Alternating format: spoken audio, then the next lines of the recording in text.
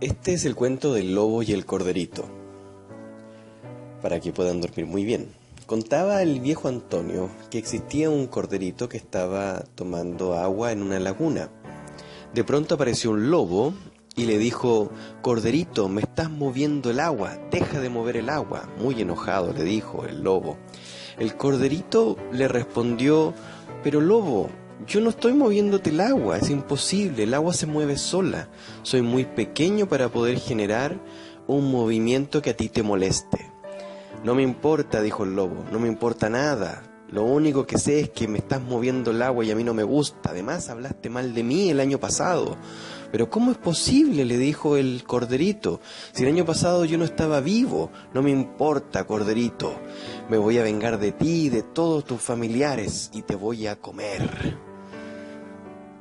Y eso fue lo que pasó. Saltó sobre él y se lo comió.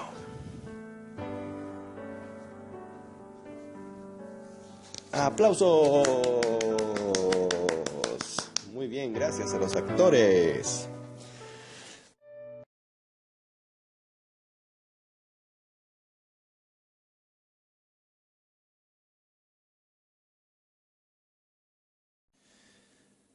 Bien, la pregunta es quién tiene la razón. Creo que hay buenos argumentos en ambos casos y siempre hay que entender los motivos del lobo. No vale la pena solo estar de acuerdo con la posición del corderito, sino que también, y esa es la causa principal de esta clase, es averiguar cuáles son los motivos de aquellas personas o de aquellos grupos que no actúan conforme a lo que nosotros pensamos que está bien en la sociedad.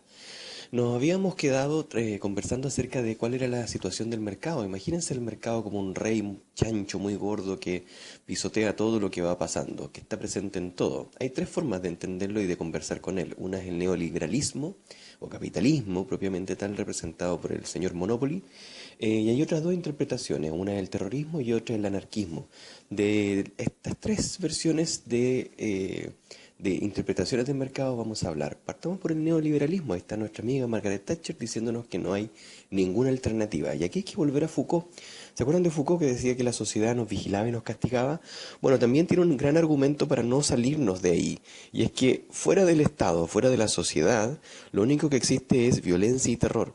Y eso sería la causa principal de nuestros problemas. Así el neoliberalismo y su interpretación del mercado global no es otra cosa que un gran monstruo nuevo, un nuevo leviatán, como decía Hobbes.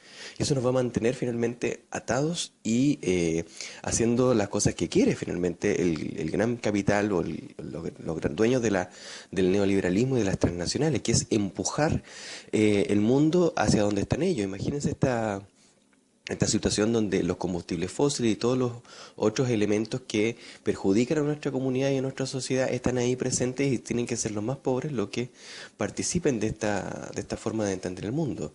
¿Hay algo que genere terror al capitalismo? Por cierto que sí, hay una forma de interpretación del mundo y del mercado que causa terror y como su nombre lo dice, es el terrorismo.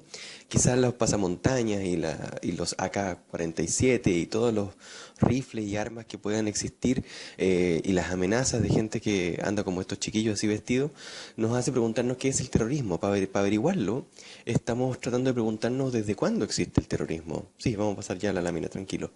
La pregunta es el cuándo para entender el qué.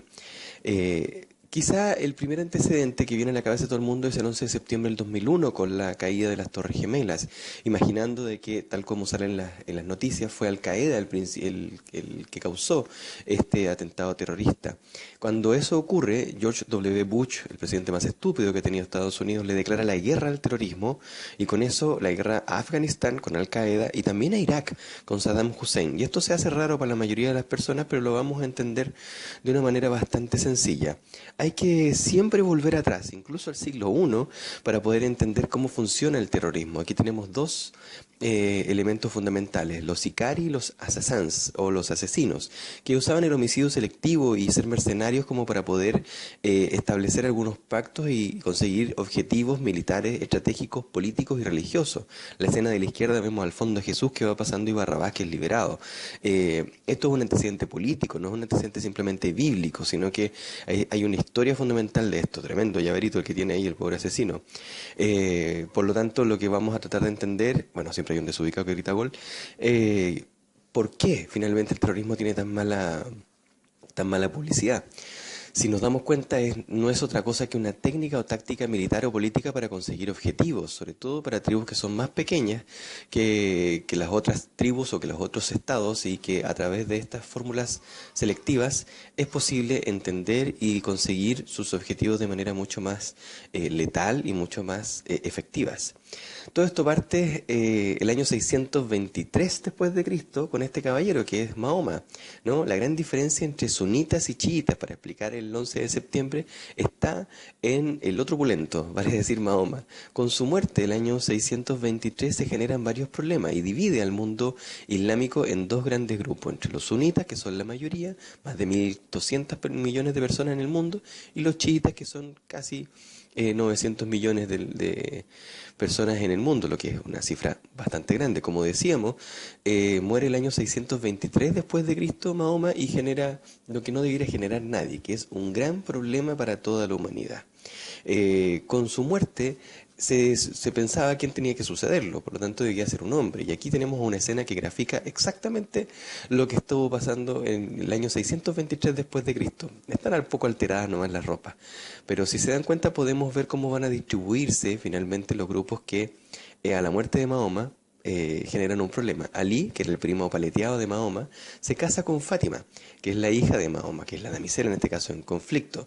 Hay un grupo pequeño pero muy importante que apoya esta unión y que debe ser Ali el sucesor de Mahoma porque lleva la sangre de él y también la sangre de la hija de Mahoma está metida adentro, por lo tanto se aseguran de que el mismo linaje del primer profeta sea el que siga la tradición de ser guías espirituales y políticos también de los grupos. Pero hay otro grupo grande, una mayoría, que son los amigos de Mahoma, quienes dicen que hay que seguir el manual que escribió Mahoma, que es la Suná.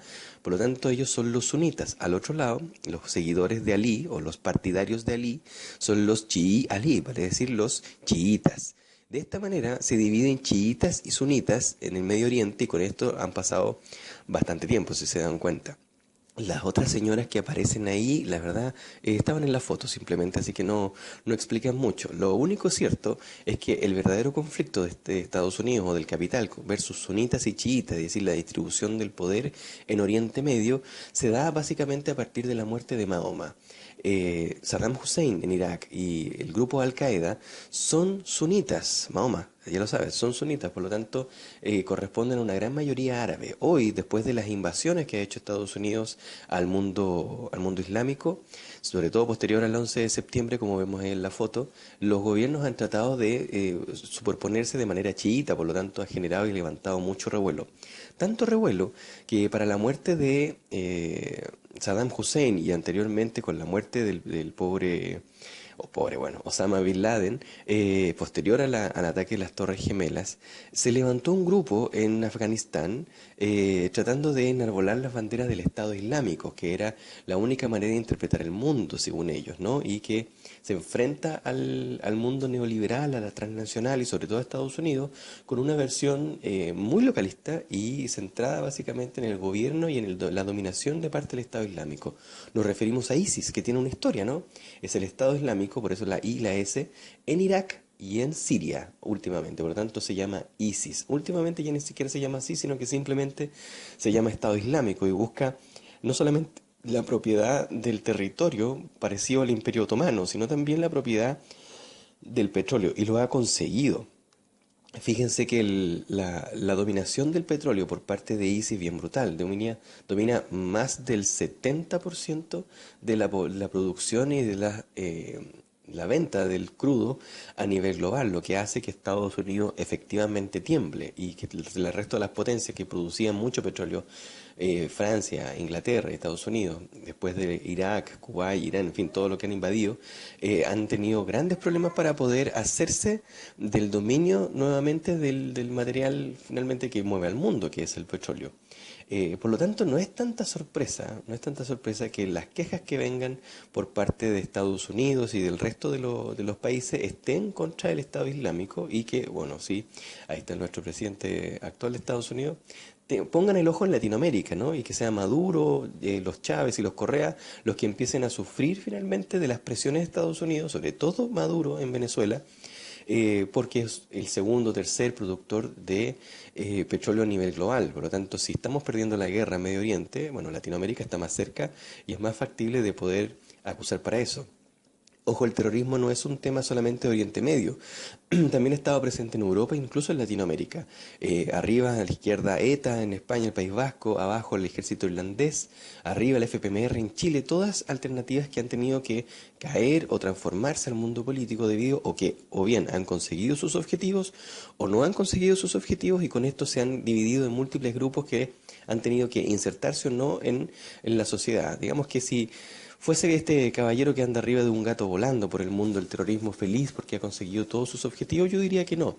Y que al contrario, ha sido la fórmula de faccionarse, de dividirse, la principal que ha transformado estos objetivos políticos en derrotas políticas.